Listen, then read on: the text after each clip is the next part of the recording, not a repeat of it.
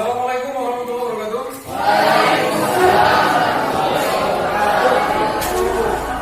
Apa kabar semuanya? Sehat semua? Baik, kita bertemu lagi di kesempatan ini. Mudah-mudahan kita bisa mendapat banyak manfaat dari pertemuan ini. Sebelum kita mulai, silakan salah satu pimpin doa. Semuanya siap. Berdoa mulai. Hadir semua? Hadir semua? Coba saya cek hasilnya. Afriana Wulandari. Senang sekali ya bahwa kalian masuk semua ya. Memang kelas ini terkenal rajin belajar ya. Mudah-mudahan apa yang kalian lakukan di sekolah ini bisa membawa kemanfaatan bagi kehidupan kalian. Lalu kita pahami bahwa di dalam kehidupan ini ada 3 modal dasar sehingga kita bisa menjalani kehidupan ini dengan baik ya. Apa saja modal dasar itu? Pertama iman, kedua ilmu, yang ketiga amal soleh. Dengan ketiga hal itu kita bisa menjalani kehidupan ini dengan baik ya. Tak lupa kita selalu bersyukur kepada Allah SWT karena berkat hikmatnya, berkat petunjuknya kita bisa kembali belajar tatap muka penuh. Dari sebelumnya hanya belajar dari. Baik, coba kalian lihat Bapak semua, pandang Bapak semua, arahkan pandangan ke saya. Oke. Ketika saya pegang di sini, saya. Ketika saya pegang di sini, saya. Saya ulangi.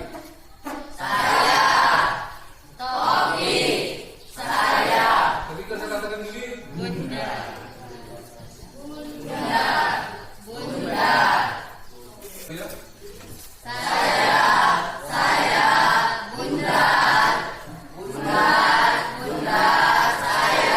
Tepuk tangan semua.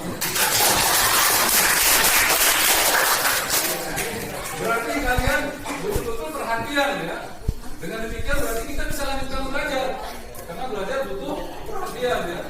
Pembelajaran yang lalu kita sudah pernah bahas apa itu perdagangan internasional, kemudian apa itu faktor-faktor yang mendorong terjadinya perdagangan internasional. Siapakah yang bisa menjawab apakah itu perdagangan internasional? Ada yang masih ingat? Ya. Kegiatan ekspor, impor. Bagus, tepuk tangan untuk bantu. Faktor-faktor yang mendorongnya apa? Perbedaan budaya? Ya, tepuk tangan untuk dia. Ini kita akan lanjutkan indikator pencapaian kompetensinya yang hari ini yang kita kupas tuntas adalah 3 menguraikan manfaat perdagangan internasional, yang kedua menguraikan hambatan perdagangan internasional, kemudian 3 menyajikan hasil analisis tentang keterkaitan antar ruang dilihat dari konsep ekonomi, produksi, distribusi, logistik, harga pasar, pengaruhnya terhadap migrasi penduduk, transportasi, lembaga sosial dan ekonomi, pekerjaan, pendidikan dan kesejahteraan. Adapun pokok bahasannya masih tentang perdagangan internasional dengan sub manfaat dan hambatan perdagangan internasional. Adapun tujuan pembelajaran kita adalah dengan pendekatan saintifik menggunakan model pembelajaran non-verbal learning, metode diskusi dan dengan ditayangkan video dan mengamati gambar, peserta didik diharapkan mampu mempresentasikan satu, menguraikan manfaat perdagangan internasional dengan baik, yang kedua, menguraikan hambatan perdagangan internasional dengan lancar dan hasil yang tinggi terjadi dalam kerjasama selama kegiatan. Yang dimaksud saintifik itu kegiatannya pertama nanti Anda mengamati ya, kan? Yang kedua Anda menanya, kan? Yang ketiga di dalam kelompok nanti mengumpulkan informasi dengan cara berdiskusi untuk mencari jawaban atas pertanyaan apa yang kalian ungkap tadi sesuai dengan tujuan pembelajaran. Yang keempat, Anda menalar, mengasosiasikan, diskusikan teman-temannya mana jawaban yang paling tepat ya, dengan sebanyak-banyak jawaban. Yang terakhir, mengkomunikasikan atau pihak kelompok nanti menyampaikan laporan hasil diskusinya. Baik, kita mulai saja dengan baca basmalah.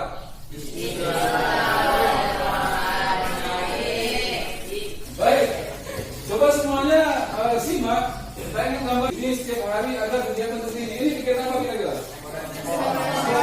Dari Pandu, ya bagus. Yang lain? Oh ya mari kita doa fenomena gambar ini. Tugas Anda semua mengumpulkan sebanyak-banyaknya pertanyaan tentang fenomena gambar ini. Juga di buku ada pada halaman 154 kalau nggak salah tentang gambar ini. Jadi tugas pertama setiap individu mengumpulkan sebanyak-banyaknya pertanyaan dengan mengisi LKPD 01 ya. Dan mengembalikan LKPD 01.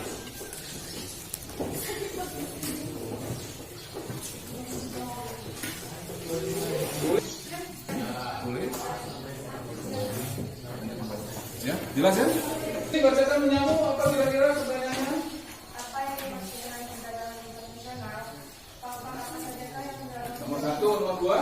Nomor 2, apa sajakah yang mendalam menjadinya perdagangan internasional? Ya, nomor 3. Ya, apa yang dimaksud dengan ekspor? 4, apa yang dimaksud dengan impor? 5, apa sajakah manfaat perdagangan internasional? Iya, pulsa. Ya, silakan. Apa yang dimaksud perdagangan internasional? Iya. Apa yang dimaksud dengan impor? Apa yang dimaksud dengan ekspor? Apa yang memicu perdagangan internasional? Apa manfaat perdagangan internasional? Ya, tepuk tangan untuk Nabiha. Dari pertanyaan teman-temanmu tadi, kegiatan selanjutnya adalah kalian berdiskusi di dalam kelompok. Yang 3. Ini ada tugas kelompok mencari jawaban dengan mengisi LKPD 02. Ini saya bagikan dulu tiap kelompok, nanti saya kasih 2 biji. Ini 1, 2, 2. Bertunjuk dalam LKPD. 1. Pertanyaannya, coba uraikan manfaat perdagangan internasional. 2. Coba uraikan hambatan perdagangan. Jawaban di pertanyaannya bisa dari modul. Jadi dibagikan modul ajar ya. Oke. Yang kedua, perhatikan. Pertama modul, yang kedua bisa dari buku cetak. Yang ketiga bisa dari internet, browsing yang membawa HP ya. Perhatikan tayangan video berikut. Sini belajar tanpa batas. Dalam video kesempatan kali ini kita akan membahas manfaat dan kendala dari perdagangan internasional. Oke. Kenal ya? Berbicara Silakan didiskusikan dengan. Ada 2 tadi, isi semua. Kalau sudah di dalam kelompok, nanti pembahasan kelompok bertemu ke kelompok lain ya, untuk menanyakan tugas kelompok lain. Ya, silakan berkunjung ke kelompok lain. Gimana? Siapa yang ingin mempresentasikan dahulu? Ini nomor 1, bagaimana solusinya? Manfaat perdagangan internasional. 1, memenuhi kebutuhan masyarakat. 2, menciptakan secara produknya. 3, mempermudah mendapatkan hasil dari murah. 4, meningkatkan kegiatan produksi. 5, meningkatkan sumber devisa. Pengembangan perdagangan internasional. 1, bea masuk yang terlalu tinggi. 2, produksi dumping. 3, perbedaan mata uang negara. 4, terdapat organisasi ekonomi regional. 5, kebijakan yang bisa memberikan batasan dari jumlah impor. Ya, kewenangan kelompok 1. Kelompok lain, yang lagi. Ya, kelompok 3. Kelompok 3. 3, mendapatkan barang dan jasa dengan harga murah. 4, meningkatkan kegiatan produksi. Dan 5, meningkatkan hubungan persahabatan antar negara. 2, coba uraikan hambatan internasional. 1, 4, komitmen menteri. 5, Ya, terima kasih kelompok 3. Tepuk tangan kelompok 3. Kita tadi, silakan kelompok 2. coba uraikan manfaat perdagangan internasional. 1, memenuhi kebutuhan. 2, menciptakan spesialisasi produk. 3, mempermudah mendapatkan barang dan jasa. 4, meningkatkan kegiatan produksi. 5, meningkatkan hubungan persahabatan antar negara. 2, coba uraikan hambatan perdagangan internasional. Pertama, biaya masuknya terlalu tinggi. Kedua, provinsi. Ketiga, kota. Keempat, politik miskin. Kelima, perbedaan mata uang. Terima kasih kelompok 2. Tepuk tangan kelompok 2. Kira-kira apa kesimpulan dari semua pertanyaan tadi tentang manfaatnya Manfaat dulu, yang manfaat. Kesimpulannya apa dari teman-teman tadi semua? Yang dibacakan teman-teman ada yang bisa menyimpulkan? Silakan. Berdiri. Setiap negara dapat memenuhi kebutuhan. Apa dulu? Apa dulu yang setiap negara itu? Kesimpulan tentang manfaat ya? Ya coba tentang manfaat, silakan. Setiap negara dapat menciptakan barang dan jasa. Ya. Kedua, setiap negara dapat menciptakan spesialisasi produk yang khusus dan memiliki ciri khas sehingga tidak dapat dihasilkan oleh negara lain. Iya. Ketiga, penduduk dari negara yang melakukan perdagangan akan mendapatkan barang dengan mudah dan harga murah. Oke. 4. Mendorong kegiatan produksi dan berusaha membuat pemasaran barang hasil produksi. Iya. 5. Setiap negara dapat meningkatkan hubungan persahabatan antar negara. 6. Kegiatan produksi dapat meningkatkan sehingga perusahaan bertambah maju dan membuka kesempatan kerja. Iya. 7. Pendapatan negara meningkat melalui perolehan devisa hasil ekspor. Iya. 8. Mendorong kemajuan ilmu pengetahuan dan teknologi karena masing-masing negara ingin meningkatkan kualitas dan kuantitas barang. Oke. 9. Mendorong pertumbuhan ekonomi dan penyerapan tenaga kerja sehingga dapat mengurangi pengangguran. Ya, terima kasih kelompok 1. Tolong disimak. Halo, coy. Politik maritim adalah kebijakan menjual barang di luar negeri lebih murah daripada dalam negeri untuk meningkatkan ekonomi negara. Iya. 2. Quota adalah kebijakan untuk membatasi jumlah ekspor dan impor barang dari suatu negara dalam jumlah impornya.